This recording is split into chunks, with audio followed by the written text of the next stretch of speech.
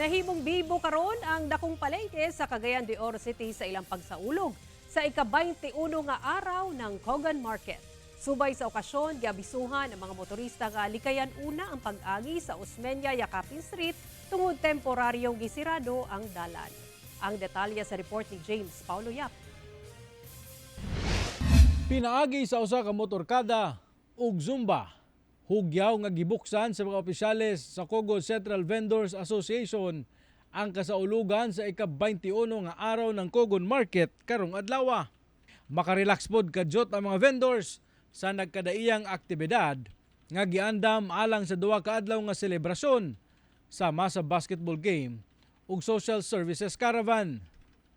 Gipaabot sab sa LGU Cagayan de Oro City ang ilang suporta sa mga vendors sa Cogon Market pinaagi sa maong programa. Ang peace and order diri sa Cogon o ang kalimpyo, labi na ang pag-manage sa basura. Mao lang gid na iyang paabot permi kay para gid nga once nga limpyo man god yung panimeo, once nga limpyo dagan mangumpra diri. Hilabihan sab ang kalipay sa vendor sa merkado sa Cogon ug mipadayag sila nga suportahan ang mga lakang sa City Economic Enterprise and Business Development Administration. Happy kayo kay niabot mi ani nga tuig nga malinawon og madasigon ang tanan sa pagpaninda. Subay sa maong okasyon, temporaryong gisarado ang Yakapin Osmeña Street alang sa mga ipahigayon nga aktibidad hantod ugma Miyerkules.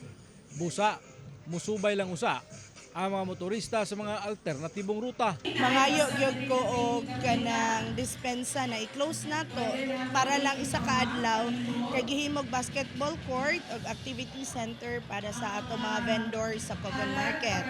Bot na lang po na kung ipahibalo na apil po diri makahatag og inconvenience ang ongoing construction sa wastewater facility. Kauban si Makoy Sempron, James Paulo Yap, 1 Mindanao.